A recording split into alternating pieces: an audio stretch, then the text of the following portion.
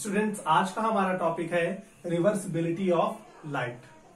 Reversibility of light क्या होती है? रिवर्स मतलब होता है उल्टा होना, रिवर्स होना ऑफ लाइट, लाइट का। तो लाइट का उल्टा होना मतलब लाइट तो उल्टी हो नहीं सकती है, लेकिन हाँ, लाइट के आने या जाने का मार्ग ये हम उल्टा कर सकते हैं, रिवर्स कर सकते हैं। कैसे? हमने मान लिया कि किसी बीकर में इस तरह से कोई लिक्विड भरा हुआ है।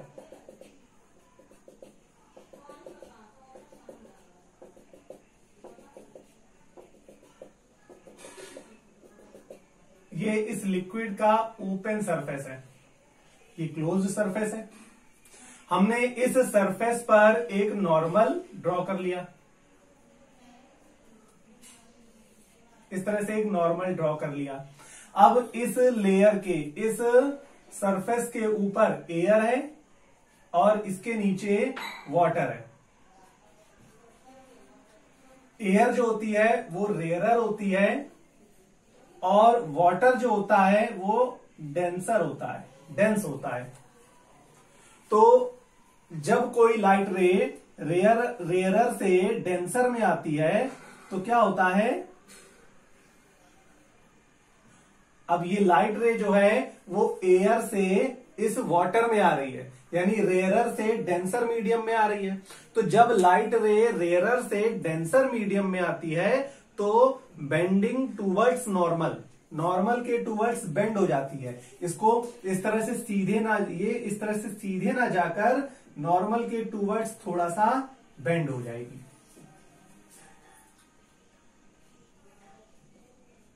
ये P, ये Q और ये हमने मान लिया R।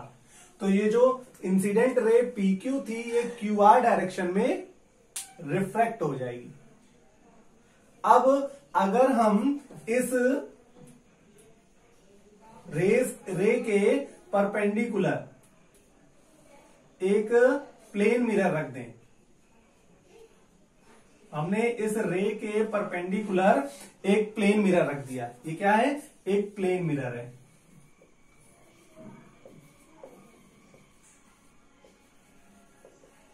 तो ये जो लाइट रे होगी ये इस मिरर से स्ट्राइक करेगी और उसी डायरेक्शन में वापस लौट जाएगी जिस डायरेक्शन से आई थी।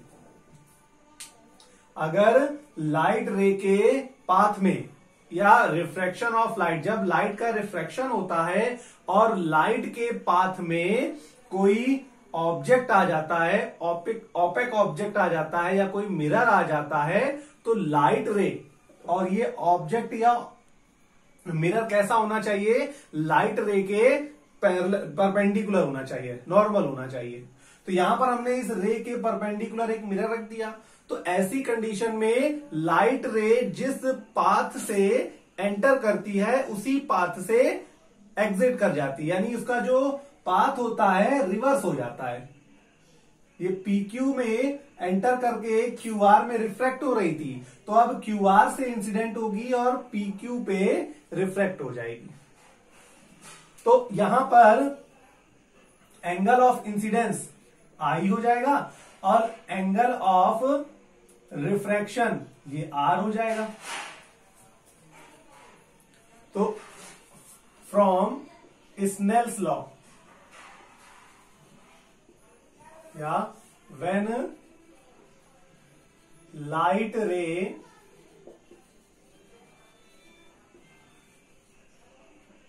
goes from air to water, जब लाइट रे एयर से वाटर में जाएगी तो फ्रॉम स्नेल्स लॉ, हम स्नेल्स लॉ लगा देंगे। स्नेल्स लॉ क्या होता है? N equal sine I upon sine R। अब ये जो लाइट रे है ये एयर से चलकर वाटर में जा रही है, तो रिफ्रैक्टिव इंडेक्स क्या होगा? ANG। हमने बताया था आपको लाइट रे जिस मीडियम से चलती है वो हम पहले लिखते हैं, और जिस मीडियम में एंटर करती है, सॉरी वाटर में एंटर कर रही है, तो W बाद में आ जाएगा। तो लाइट रे एयर से चलकर वाटर में जा रही है, तो रिफ्रैक्टिव इंडेक्स हो जाएगा ANW, means refractive index of water with respect to air. This is equation first. लेकिन जब हम प्लेन मिरर पुट करते हैं तो लाइट रे इसी पाथ पर रिवर्स हो जाती है। अब क्या होगा कि when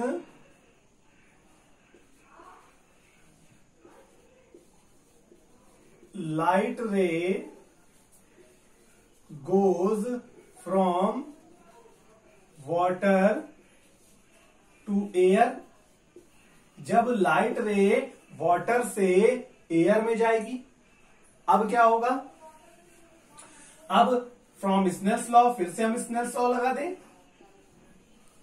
फ्रॉम स्नेल्स लॉ, अब हम यहां पर फिर से स्नेल्स लॉ लगा दें, तो स्नेल्स लॉ क्या हो जाएगा?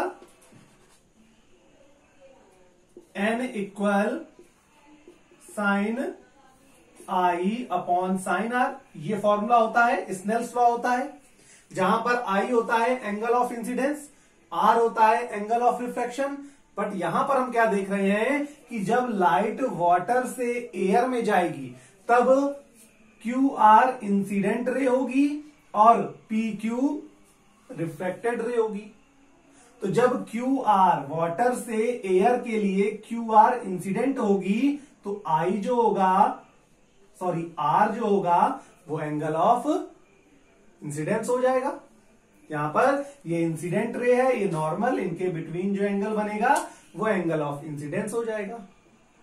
तो यहां पर हम आई की जगह ले लेंगे आर, और ये जो आई है ये एंगल ऑफ रिफ्रैक्शन हो जाएगा।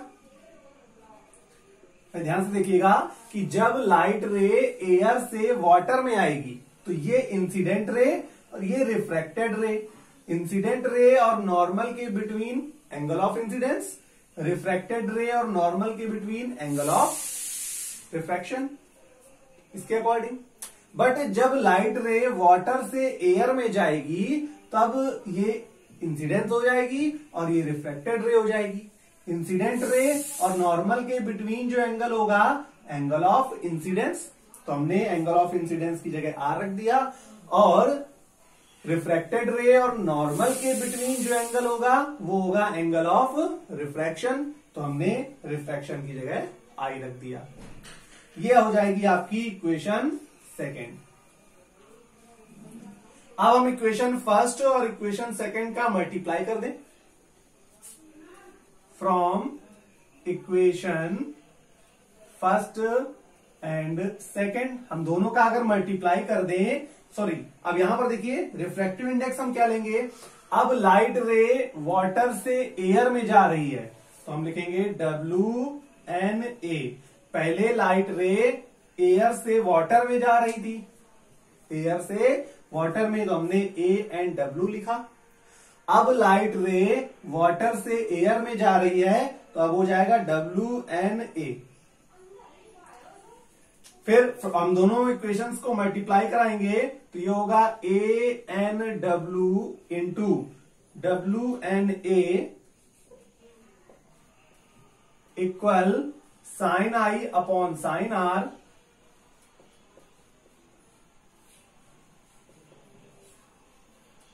Into sine r upon sine आई।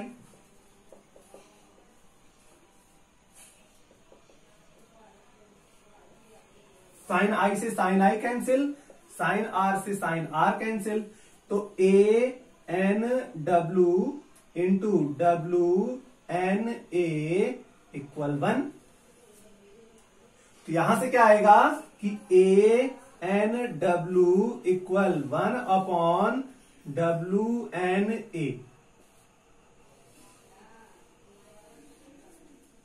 यानी अगर हम मीडियम को चेंज कर देते हैं तो रिफ्रैक्टिव इंडेक्स रेसिप्रोकल हो जाता है। जैसे ये तो एयर और वाटर के लिए हो गया, सपोज कीजिए मीडियम क्या क्या है, 1 और 2 है। हमने मान लिया मीडियम है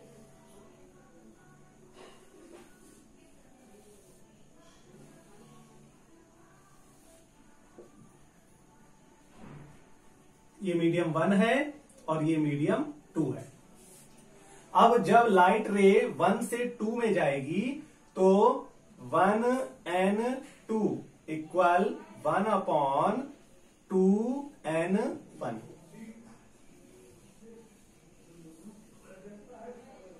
यानी अगर हम रिफ्रैक्टिव इंडेक्स को मीडियम को चेंज करते हैं तो रिफ्रैक्टिव इंडेक्स जो होता है वो 1/में हो जाता है, यानी रेसिप्रोकल होता है।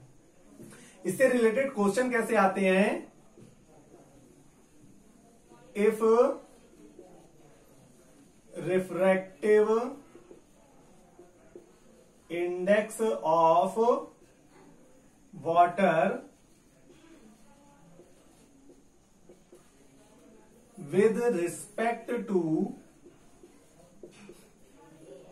air is 3/2, then what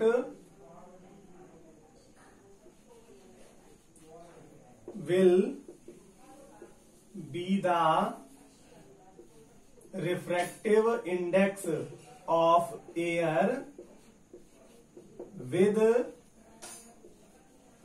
respect to water?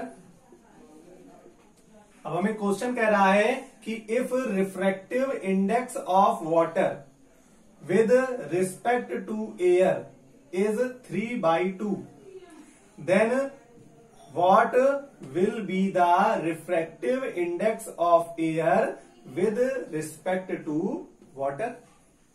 अब देखिए यहां पे हमें दिया है रिफ्रैक्टिव इंडेक्स यानी एन ऑफ वाटर, वाटर का refractive index with respect to air, जिसके रिस्पेक्ट में होता है उसे हम आगे लिखते हैं ऑलवेज, जिसके रिस्पेक्ट में होता है उसे हम आगे लिखते हैं, और जिसका रिफ्रैक्टिव इंडेक्स होता है उसे पीछे। ये दिया हुआ है 3/2 और पूछ क्या रहा है?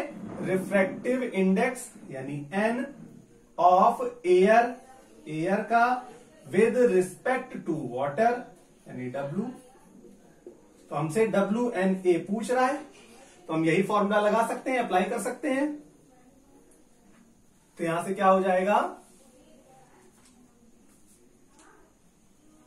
ANW equal 1/WNA। ANW की वैल्यू है 3/2 और WNA हमें फाइंड करना है। अब हम इसको क्या करेंगे? क्रॉस मल्टीप्लीकेशन कर दें तो WNA ऊपर आएगा, तो ये हो जाएगा 3 इंटू WNA इक्वल 2।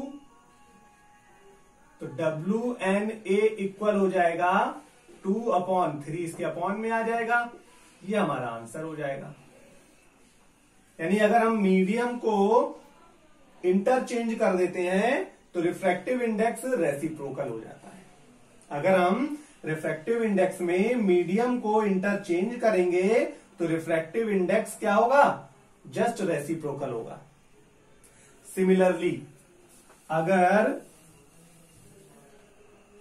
ANG ये दिया हुआ है 4/3, तो GNA क्या होगा? 3/4। भाई हमने यहां पे मीडियम को इंटरचेंज किया तो रिफ्रैक्टिव इंडेक्स रेसिप्रोकल होगा, 4/3 से 3/4।